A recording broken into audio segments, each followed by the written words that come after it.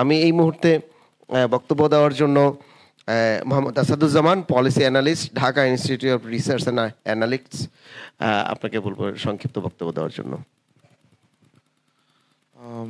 আশা করি সবাই ভালো আছেন। আমি যেহেতু আজকে শেষের দিন, ক্লোজিং সেশনস, আমরা যে কথাগুলো বলতে চাই মোটামুটি সবগুলো কথাই হয়ে গেছে। তো জাস্ট আমি আমার অভিজ্ঞতা, লিভড এক্সপিরিয়েন্স থেকেই কিছু কথা বলতে চাই আর কি। আমরা ওইভাবে নগর ব্যবস্থাপনা নিয়ে বিশেষজ্ঞ না, তো আমরা আমাদের যাপিত জীবনের অভিজ্ঞতা থেকেই কথাগুলো হয়তো বলতে পারবো। যেটা একটা বিষয় যে আমার ব্যক্তিগতভাবে আমার বাংলাদেশের সবচেয়ে বড় 2টা শহরে বসবাস করার অভিজ্ঞতা হয়েছে আর কি। তো আমি মোটামুটি এছাড়া আরও কিছু শহরে আমি গিয়েছি।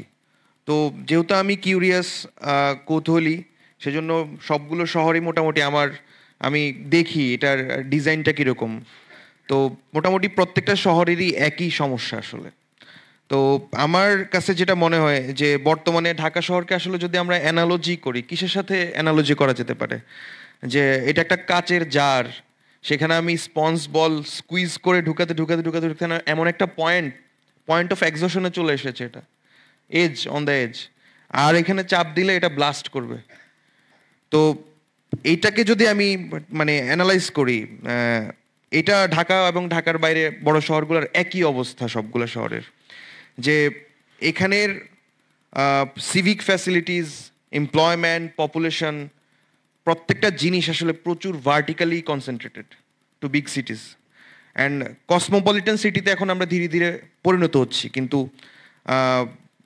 ওয়ার্ল্ডের বড় বড় শহরগুলা যেগুলো কসমোপলিটন, সেই শহরগুলার যে বৈশিষ্ট্য, সেই বৈশিষ্ট্য আমাদের মধ্যে ওই অর্থে উপস্থিত নেই। এখানে একটা বড় প্রশ্ন থাকে যে আসলে এটা প্রত্নতাত্ত্বিকদের মধ্যেই কথাটা জনপ্রিয়, যে একটা জনপদের মানুষ কেমন ছিল তা দেখতে হলে তাদের আর্কিটেকচারটা দেখলে ভালো বোঝা যায়। তো আমার কাছে, আমি যখনই ভাবি যে আমরা বাংলাদেশে মানুষ কিভাবে থাকি, আমাদের বাড়িঘরগুলা কীরকম, আমরা যে বিল্ডিংগুলো বানাই সেই বিল্ডিংগুলো কীরকম, আমার কাছে মনে হয় যে বাংলাদেশের ওভারঅল আর্কিটেকচারাল যে ফিলোসফি, এটা টোটালি আমাদের ক্লাইমেটের সাথে সামঞ্জস্যপূর্ণ না। আপনারা শুধু শহরের কথা বলছি, আপনি দেখেন রুরাল এরিয়াতেও এখন যে বিল্ডিংগুলো হচ্ছে, স্কয়ার বিল্ডিংগুলা, এগুলা টোটালি আমাদের লাইফস্টাইল, আমাদের এখানকার নাতিশীতোষ্ণ আবহাওয়ার সাথে যায় না, ভেন্টিলেশন প্রসেস থাকে না। তো এটা শুধুমাত্র শহরের সমস্যা না, এটা ওভারঅল বাংলাদেশের জীবন যাপনের সমস্যা, লাইফস্টাইলের সমস্যা। এবং আমার কাছে মনে হয় এটার একটা বড় প্রবলেম হচ্ছে যে জীবন হচ্ছে আর্টকে রিপ্রেজেন্ট করে, মানুষের লাইফ তার আর্টকে রিপ্রেজেন্ট করে। সো আর্ট অফ লাইফ যেটা, সেটা আমাদের এখান থেকে ব্রডলি মিসিং। আপনি দেখবেন আমাদের এখানে যারা ইন্টেলেকচুয়ালস আছে, যারা আর্কিটেকচার আছে, টেকনিক্যাল পার্সনস আছে, সায়েন্টিস্ট আছে, তারা যখন কথা বলে, কেউ একদমই টেকনিক্যাল কথা বলে, কেউ একদমই লেমেন ল্যাঙ্গুয়েজে কথা বলে। এই দুইটার মাঝখানে কোনো ব্রিজিং পয়েন্ট আমরা দেখি না। যেমন ঐতিহাসিকভাবে আমরা যদি দেখি যে পৃথিবীর ম্যাক্সিমাম দেশগুলো যারা কলোনিয়াল পাওয়ার ছিল, তাদের ওখানকার আর্কিটেকচারাল ডেভেলপমেন্টের পিছনে কিন্তু তাদের সেই সময়কার যেই ইন্সপিরেশনের জায়গাগুলো ছিল, কারো রিলিজিয়ান ছিল, কারো তৎকালীন ট্র্যাডিশনাল লাইফস্টাইল ছিল। যেমন গথিক আর্কিটেকচার ইউরোপে আমরা বেশ দেখতে পাই। এখন বাংলাদেশে তো ওই পিরিয়ডটাতে আসলে ওইভাবে জিনিসগুলো হয় নাই, পেরিফেরাল। আর এটা তো আর্কিটেকচার মানে আপনার কলোনিয়াল পিরিয়ডে তো আমাদের এই জায়গাগুলো ছিল মূলত কারখানার মতো, ঠিক আছে, আর্ক খনি ছিল, এইখানে ওইভাবে ডেভেলপ করার প্রয়োজন হয় নাই। কিন্তু আমরা ওই সময় পেরিয়ে অলরেডি এখন নিউ লিবারালিজমের সময় চলে আসছি। তো নিউ লিবারাল ইকোনমি, একটা ক্যাপিটালিস্ট ইকোনমিতে আর্কিটেকচারের যেই দর্শন, সেটা অনেক বেশি ফাংশনাল, সেটা লাইফকে রিপ্রেজেন্ট করে কম, সেটা ফাংশনালিটিকে রিপ্রেজেন্ট করে বেশি। তো ওই জায়গা থেকে আপনি দেখবেন যে ঢাকা সিটির কথাও যদি আমি ধরি, বা ঢাকা সিটির প্যারালাল আপনি যদি ধরেন নিউ ইয়র্ক সিটি, তাহলে নিউ ইয়র্ক সিটিরই একটা খুব বাজে এক্সাম্পল হচ্ছে ঢাকা সিটি। বুঝতে পারছেন, in terms of the architectural point of view. New York সিটিতে কাচের বিল্ডিং, আমার এখানেও কাচের বিল্ডিং বানাতে হবে, একটু কস্ট ইফেক্টিভ করে। তো এই যে ফিলোসফিটাই ফান্ডামেন্টালি রং, যে আমি কিভাবে বসবাস করছি, সেই বসবাস যোগ্যতাকে আমার কোয়েশ্চেন করতে হবে। And at the same time বর্তমানে কোয়েশ্চেনটা জাস্ট সিটির চাইতেও বেশি, যেটা আমার কাছে মনে হয় ব্যক্তিগতভাবে, যে একটা সিটিকে বাঁচানো জরুরি। বাংলাদেশের প্রত্যেকটা সিটি আসলে এখন মানে যেটা বলো বসবাসের অযোগ্য হয়ে পড়েছে।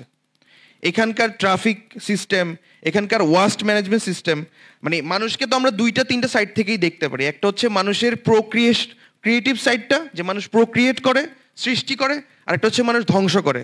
তো শহর যখন প্রশ্ন হিসাবে সামনে আসে, মানুষের নেগেটিভ সাইড দিয়ে মানুষকে বেশি বোঝা যায়। মানুষ মূলত ওয়েস্ট জেনারেট করে এবং কনজিউম করে। তো ঢাকা সিটি এমন একটা সিটি, যেই সিটির কোনো ধরনের মানে রোবাস্ট ওয়েস্ট ম্যানেজমেন্ট প্ল্যানিং নাই, থাকলেও সেটা ইমপ্লিমেন্ট করা হচ্ছে না। এই যে আজকে আমরা এখানে একটা সিটিজেন চার্টার দেখতে পাচ্ছি, এখানে কিন্তু অসংখ্য চমৎকার চমৎকার পয়েন্ট উঠে এসেছে, কিন্তু আমরা আমাদের লিভড এক্সপিরিয়েন্স থেকে যথেষ্ট পরিমাণ প্রশ্নবিদ্ধ এই জিনিসটা, যে এটা কতটুকু প্র্যাকটিক্যাল ইমপ্লিমেন্টেশনে ট্রান্সলেটেড করা যাবে। সো এটা করার জন্য সামান্তা আপু পলিটিক্যাল ইফোর্টের কথা বলছে, আবার পলিটিক্স খুবই ট্রিকি জিনিস।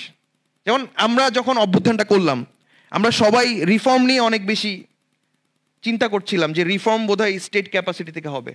এখন এখানে প্রধানত প্রবলেম হয়ে দাঁড়িয়েছে কিন্তু পলিটিক্যাল পার্টিসগুলো কিন্তু এখানে এখন তারা ইলেকটোরাল পলিটিক্সের দিকে মুভ করছে। So the question of reform become marginal তাদের কাছে।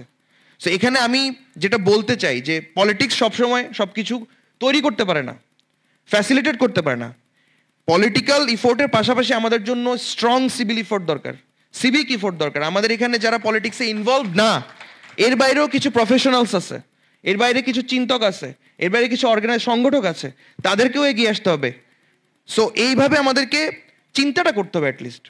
এবং আমাদের জীবনযাপনের প্রত্যেকটা প্রায়োগিক ক্ষেত্র এবং প্রত্যেকটা বিমূর্ত ক্ষেত্র, যেটা মূর্ত এবং যেটা বিমূর্ত, মূর্ত হচ্ছে আমাদের আর্কিটেকচার, আমাদের চাকরি বাকরি, আমাদের জীবনযাপন, আমাদের কাঁচা বাজার, আমাদের গণশৌচাগার, এগুলো হচ্ছে কি মূর্ত।